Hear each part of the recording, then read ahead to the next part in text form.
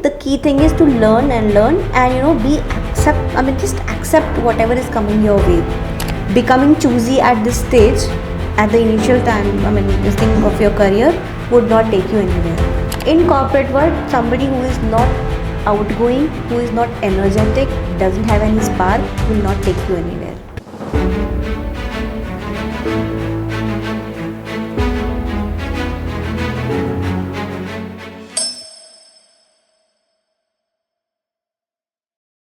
So hello and welcome to another episode of Corporate Citizen Conversations. I am today's host Aryan Agarwal and we have a very special guest today with us, Ms. Priyanka Sinha.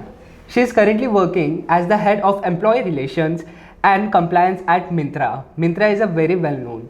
But not only Myntra, she has previously worked at other well knowns like Flipkart. So let's talk to her about her career journey in HR and let's get some exciting insights. So Ms. Priyanka Sinha, first of all, I'd like to thank you for being in our interview and addressing our audience.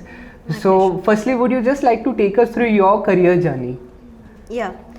So, see, the thing is, I was not always into this field, HR field. I had done my graduation from science. I was a pure science graduate.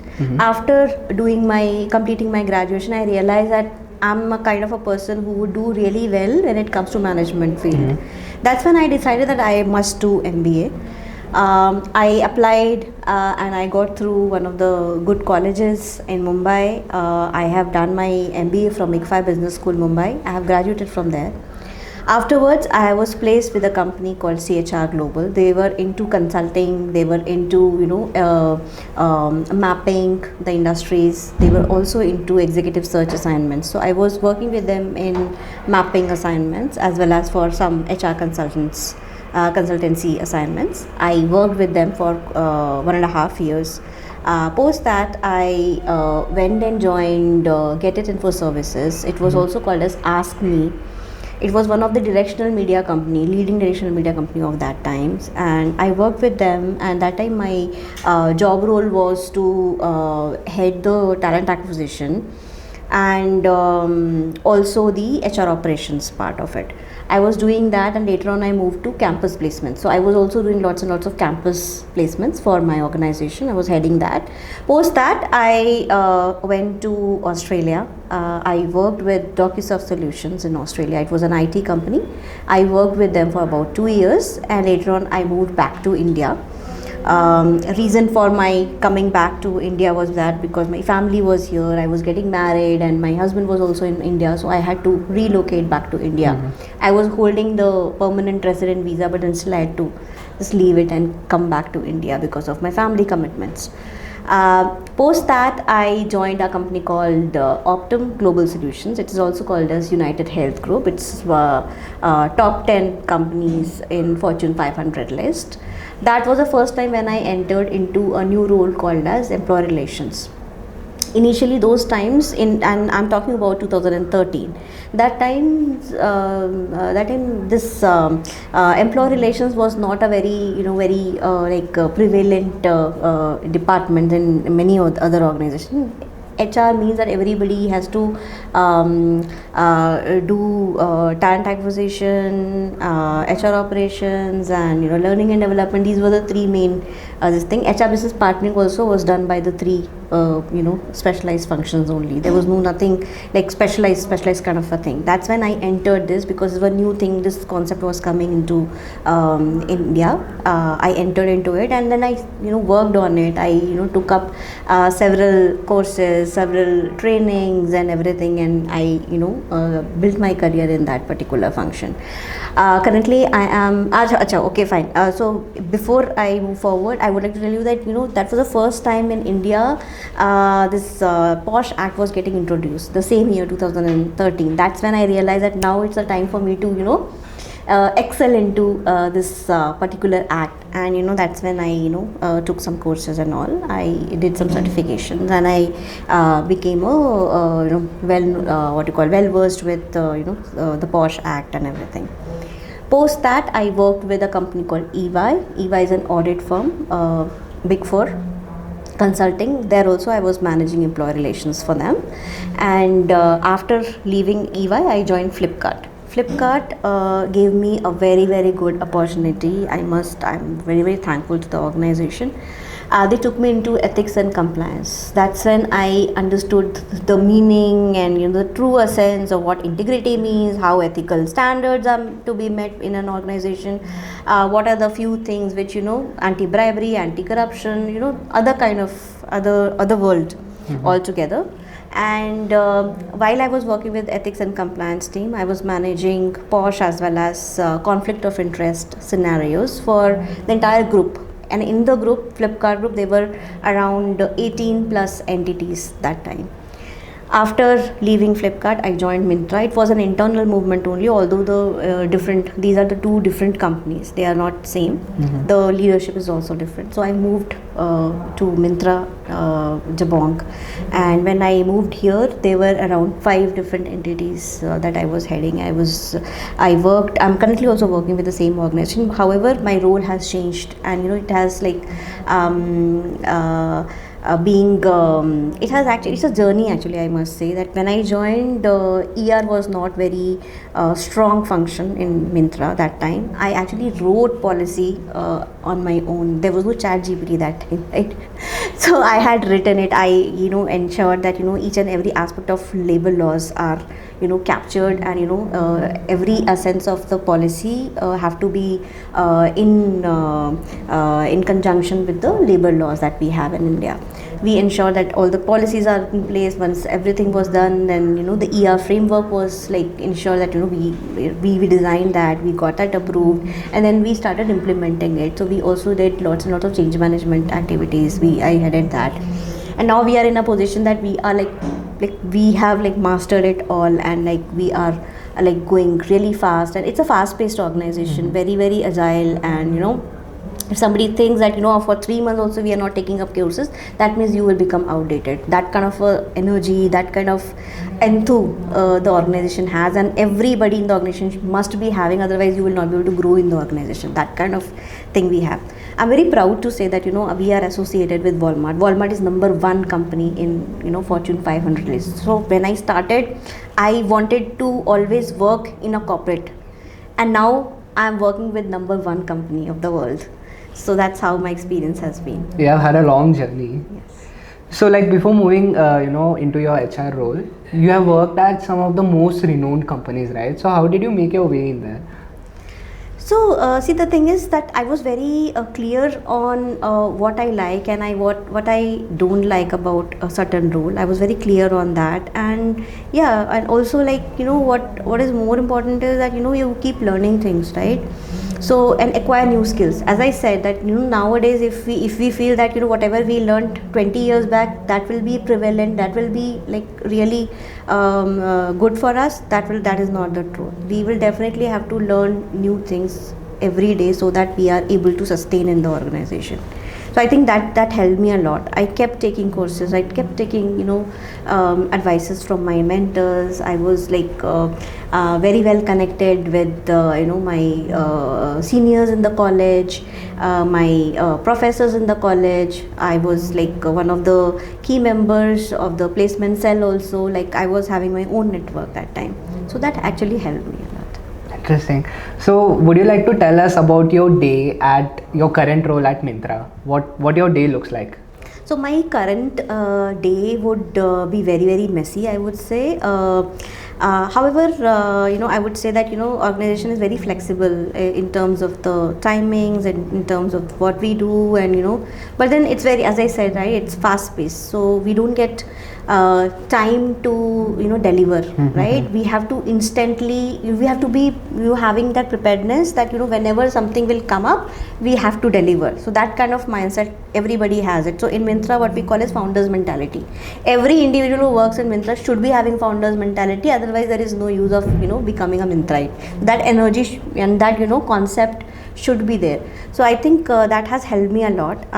When I start my day, maybe around 10 o'clock, I reach office, I have a cup of coffee, and that time only I ensure that our entire team is there sitting with me for the coffee.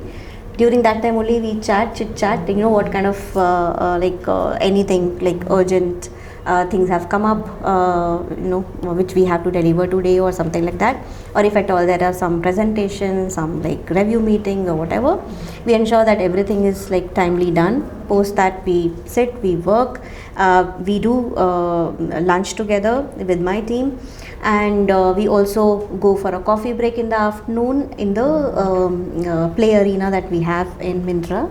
And we spend some time, 15 minutes, 20 minutes, do that. Sometimes we get stressed out, we go to yoga room, we do yoga. And you know what, a good part is that Myntra also has nap pods. So whenever we get tired, we go sleep for 1 hour and come back to our desk and work. So so by 7:30 I wind up everything, go home, relax, and we have a 3-day working from office policy. So we go to office 3 days, rest of the 2 days we can work from home. So that is how it works. Okay. Conflict resolution is one of the key areas where you specialize within HR, right? So throughout your career, what type of conflicts have you resolved? So conflict is a general term, right? When I say conflict resolution, it could be any type of conflict. Maybe a manager is not happy with the employee and has raised a conflict for that, okay? Or had said something which the employee has not felt appropriate. It could be the other way around also, that the manager has said something to the employee and employee has felt uncomfortable. It could be the other way also, that HR, between HR team and the managers, something some conflict has happened. Right. It could be between the leadership and the teams as well. So it depends upon what kind of cases are coming up, but the actual I would say the solution that we provide for this thing is to sit, talk, and understand what went wrong with each parties, and then we try to resolve the matter. So conciliation, most of the time conciliation happens. Sometimes there is a need to take strict actions also if the situation is very demanding and very risky.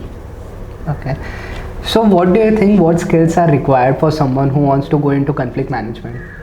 See, first and foremost is the we have to have open mindset. Because if we are carrying a bag of preconceived notions, then you will not be able to cater to the other parties, right? Both the parties will be thinking that I am already having some mindset, and with that mindset only I am doing the investigation. It should be fair. Right. We have to have the neutrality part very visible when we are interviewing people for the conflict management investigations. So that is a key thing. And how do you avoid biasness? So when somebody is neutral, biasness shouldn't be there, right? And as a person, as a employee relations head of the company, I don't think I have to be taking anybody's side. Whether it's our CEO, whether it's our it doesn't matter, right? The the designations and things don't matter when you are in such a role. Right. Compliance is another key aspect of your role, right? So how do you approach it? See, in general, if you talk of employee relations, right, it is revolving around the policies and the procedures and the SOPs that we have built. But then those policies, those procedures, those SOPs are built basis the labor laws, right? And for every state we have different labor laws. So it's not that we are talking about 4 or 5. There are hundreds and thousands of labor laws which are implemented. But what I need to ensure is that wherever we have offices in, for example, we have offices in 4 states. So we have to be very well versed with all the 4 state laws, along with that central laws, right? Payment of gratuity, Provident Fund Act, Maternity Benefit Act, Gratuity Act, Payment of Bonus Act. There are many laws which we have to ensure that we are taking care of it. If we are not compliant, right, straight away the penalties and obviously reputational risk will come up our way. So we have to ensure that we are revolving around the labor laws, and we are thorough with that, and we are not doing anything which is not in line with the labor laws. So when we talk about laws, they evolve over time, right? So how has the role of compliance evolved over time in India, specifically to India? I would not say evolved. In the past also we were doing compliances. Now also we are doing the compliance. The only difference that visible difference I would say, because labor laws are yet to come, right? Right. It's not yet implemented. So we are actually we are all prepared, right? We already have even drafted the policies, but we are still to launch it because still not it has not been implemented yet, right? But then yes, the visible difference that I could believe as as a compliance leader is that earlier there were not much audits and external visits from the government officials used to be done, but now it's like it's a way of life. And you are also into employee relations, right? So what strategies do you implement, common strategies which you implement to improve employee relations within any organization? What is employee relations? Employee relations is to ensure that the employer-employee relationship is built and is trusted Right. by both the parties, and nothing is going haywire. Mhm. So that is the meaning of employee relations. But what we do is like lots and lots of things we do, right? We do disciplinary actions. We ensure that all the grievances are looked into without biasness. We are giving solutions to the parties if at all something like some concerns have come up. So these are the key things that we have to remember. And how do you measure the success of employee relations? Whatever strategies that you have implemented, whether it has worked or not, how do you measure it? So every year, twice we have surveys that happen across the organization, wherein we test. We have many questions which tells us that whether employees are okay, whether employees are fine, whether they are like happy with the manager, with the work culture, with the benefits, with the kind of overall like organizational this thing that they are happy with or not. And through that we get to know that what is working well and what is not working well. If something is like to be aligned, we ensure that we work towards it. For that matter, there are times when we have to change our policies as well. So we work upon that, and we introduce new policies to ensure that people are happy. If people are happy, only then they are going to stay in the organization. Retention is very, very important. So to retain them, it is a must that we take a lead when it comes to the feedback that we have received through the employee service, and act upon it. Okay. One last part of this thing. You also mentioned that you got involved in POSH ever since it came into existence in India in 2013, right? So how have you seen it getting evolved over time, the POSH Act? So initially the POSH Act was not, it was slowly being implemented. It was like people were also learning, and organizations were knowing about it but not very serious about it. But with time, as I said, right, the inspections are more from the government side, the audits are more, and it is a must that every year every organization who is having more than 10 employees in the organization must have the internal committee. Okay, must declare that how many cases they have received, how many are resolved, how many are work in progress, how many you have taken actions, how many you have not taken actions. Everything have to be submitted to the government, right? So like this has earlier also it was there, but most of the companies were not serious and they were not doing it. But now it has become mandated, and almost all the companies, I would say that they have to do it, otherwise they have to face the repercussions. Okay. Coming to the last question, what advice would you like to give to young or aspiring HR professionals? See, what I feel is team management, right? People are more interested in doing team management. I want to know the reason why. I just spoke with a few students, and people said that I want a team manager role. अरे पहले खुद तो सीखना पड़ेगा ना. Like when you will learn yourself, then only you will manage the team. What if your team is knowing more than you? Then who is going to be troubled? You yourself, you will not be able to accept your this thing, right? Failures. So first you have to build, you have to be very focused on your learning first, and then you have to come up maybe after 2 years or 3 years, then you have to think of getting the team under you. From day one, if you are managing the team, you yourself is a fresher, you will not be able to manage them at all. Then it will lead to failures would lead to depression, right? So I think the key thing is to learn and just accept whatever is coming your way. Becoming choosy at this stage, at the initial time, this thing of your career would not take you anywhere. So it's about luck also, that whatever is coming to your way, just grab it, just master it, and then move for the next one. Even I did the same. So you have to keep learning new things. Keep updating yours. Yes. Right. Anything else you would like to add? Yeah, I think one important thing that students can do is to focus on their I would say that the presentability factor, right?